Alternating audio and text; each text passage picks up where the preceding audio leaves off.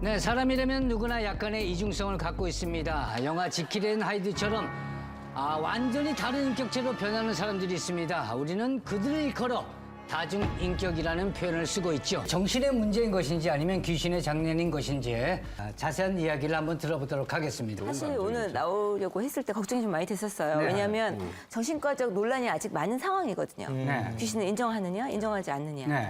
하지만 모든 그런 정신병적인 증상을 귀신 들림으로 이야기하기 때문에 심지어는 정신병을 앓고 있는 분들도 치료의 기회를 놓치는 경우도 많아서 오늘은 그 입장은 제가 확실히 좀 얘기하고 싶습니다. 그렇군요. 내 안에 또 다른 나 몇 명까지 최대 만들 수 있을까요? 글쎄 뭐 다중인격 장애에서는 뭐 많게는 뭐 2명에서 24명? 뭐 이렇게까지도 있다고 하니까요. 다중인격을 갖고 있는 사람들의 특징은 어떤 게 있을까요? 과거에 어떤 트라우마를 겪었다든지 성폭행을 당했다든지 수치스러운 경험을 억누르게 되면 본인이 갖고 있던 어떤 인격체에서 부서진 인격이 생기는 거예요. 그게 수면 위로 떠오르는 것이 바로 해리 현상이거든요. 해리 현상. 네.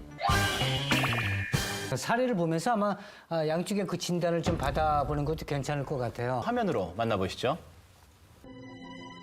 이 영화 다들 보셨죠?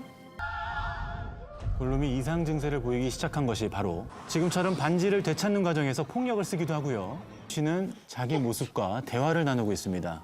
골룸을 진단할 수가 있을까요? 골룸은 한 가지 진단만을 가지고 있는 것이 아니고요. 여러 가지 양상이 보여지는 것 같습니다. 일단 절대 반지면은 모든 것이 해결된다고 생각하는 것이 사실은 어떤 망상적인 생각을 가지고 있는 것 같고요. 서로가 대화를 나눌 정도로 분리돼서 이분법적으로 나타나는 게 경계성 인격 장애에서 흔히 보이는 모습이에요. 그렇죠. 또 그만큼 고립된 생활, 오랫동안 정말 영양실조에 빠진 것 같아요, 모습을 보니까. 그 정도로 고립된 생활을 하면서 성격도 남들하고 대화를 안 나눴을 때 성격이 어떻게 될까요? 정말 이상한 성격이 되거든요. 네. 그래서 뭐 아까 물어뜯는다든지 그런 성격들을 보이는 것 같고요. 영국 의학 저널 역시 정신분열과 다중인격을 골룸이 동반했다고 보고 있으면서요. 그 원인은 영양결핍이라고 주장했다고 합니다. 네, UCL 의과대학 연구팀은 두 인격이 서로를 인지하고 있어서 다중인격으로 보긴 어렵다며 골룸이 신경과민과 망상증을 앓고 있다고 결론을 지었다고 하네요. 우리 이윤정 선생님하고 생각이 같은데요. 아까 네. 영양이 결핍되어 있다고 말씀을 하셨죠?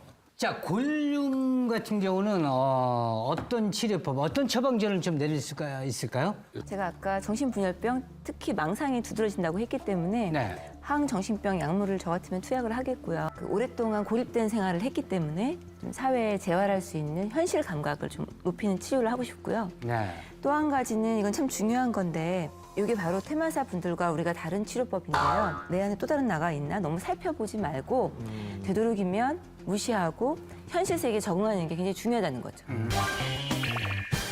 네, 이번 사례자는요, 실존 인물입니다. 준석이 자신의 범행은 인정했으나 악마처럼 변해 폭력을 휘두르던 모습은 기억하지 못한다는 것이었습니다. 본인이 악마다라고 얘기를 했습니다. 이거 저 진단 좀 부탁드릴게요. 이윤정 선생님부터. 그 범행은 인정하지만 자기가 섀도우였다는 거를 전혀 기억하지 못한다는 거잖아요. 네. 그 기억하지 못한다는 건 사실 해리 상태였다라는 어떤 증거가 되는 걸로 저는 보여지고요. 하지만 사실 해리 장애, 다중인격 장애라는 것이 굉장히 범행에 이용할 수 있는 법적인 문제를 가지고 있거든요. 네. 영화도 있어요. 영화 프라이멀 맞아요. 퓨어를 제가 보면요. 말씀드린 이중인격으로 결론이 나서 무죄가 입증이 되는데 알고 보니 연기. 그 연기였던 거예요.